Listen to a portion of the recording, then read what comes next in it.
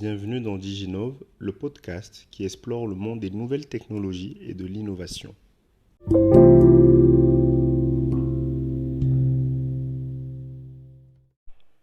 Dans ce nouvel épisode, nous allons aborder deux nouvelles technologies très intéressantes. Il s'agit des technologies Web3 et Web4. Et à notre micro, nous accueillons aujourd'hui Madna Essokao, qui est ingénieur logiciel et chef de projet informatique.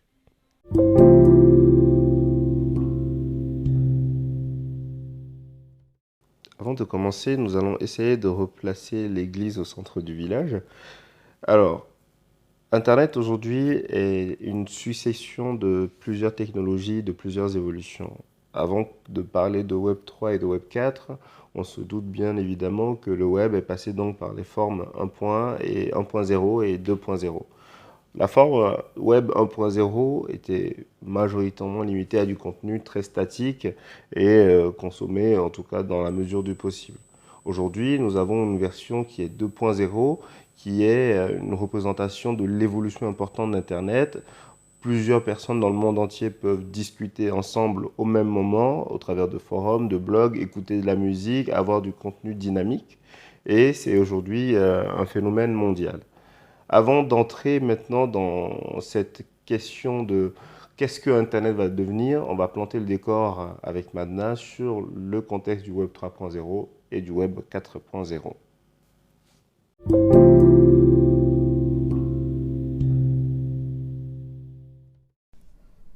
Le Web 3, pour faire simple, c'est une évolution du Web traditionnel, aussi appelé le Web 2. Et dans le Web traditionnel, les données sont généralement stockées sur des serveurs qui sont contrôlés par des entreprises.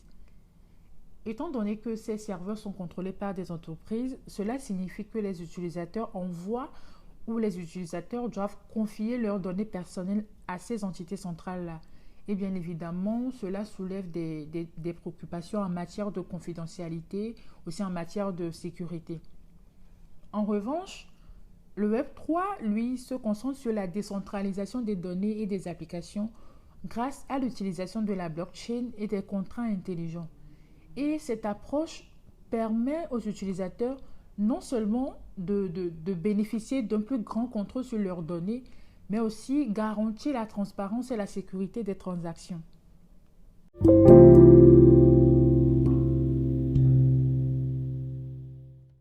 Pour enchérir, je dirais que le Web 3 vise à diminuer la dépendance envers les intermédiaires et aussi à encourager l'interopérabilité entre différentes ou entre diverses plateformes.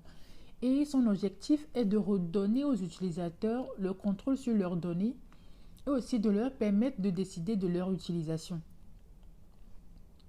Je dirais alors que le Web 3 représente un changement important par rapport au modèle traditionnel où les grandes entreprises technologiques dominent la collecte et l'exploitation des données.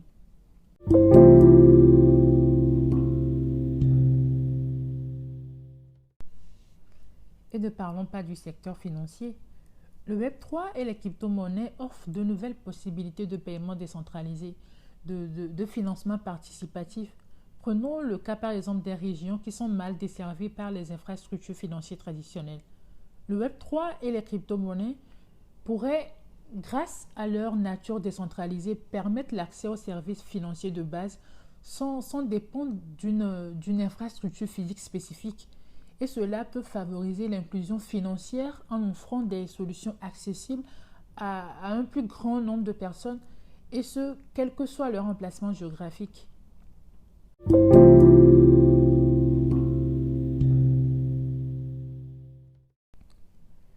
Le Web 4, comme le chiffre 4 même l'indique, c'est une évolution encore plus poussée du Web. Son objectif est de fournir aux utilisateurs une expérience immersive, une expérience personnalisée en utilisant l'intelligence artificielle pour comprendre et aussi pour anticiper leurs besoins. Alors, le Web 4 n'utilise pas que l'intelligence artificielle, il intègre aussi des technologies émergentes comme la réalité virtuelle, la réalité augmentée, l'Internet des objets, et tout ça pour créer des environnements interactifs et connectés. Je dirais donc que le Web 4 repousse les limites de l'interaction entre les humains et la technologie. Il utilise des algorithmes d'apprentissage automatique avancés pour fournir des recommandations personnalisées, des assistants virtuels intelligents et des interfaces plus naturelles telles que la reconnaissance vocale et gestuelle. Imaginez un monde où votre maison est entièrement connectée, où vous interagissez avec des robots intelligents, où les services en ligne anticipent vos besoins. C'est le potentiel du Web 4.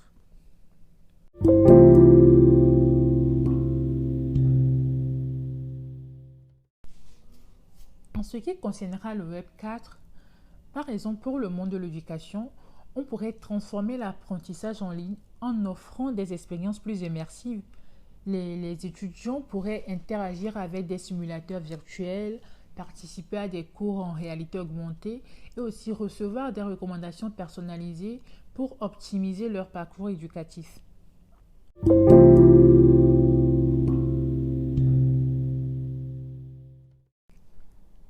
Les perspectives sont très prometteuses.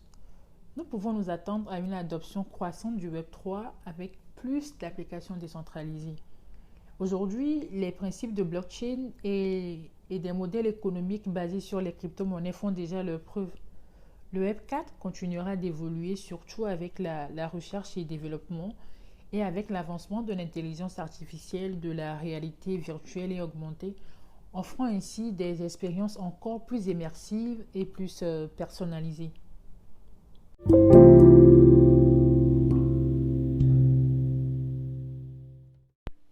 C'était Madness Sokao au micro de Diginove qui nous a partagé les concepts de base autour de Web3 et du Web4. Nous espérons que nos auditeurs ont pris plaisir à écouter ce nouvel épisode et nous vous donnons rendez-vous dans d'autres aventures. D'ici là, portez-vous bien.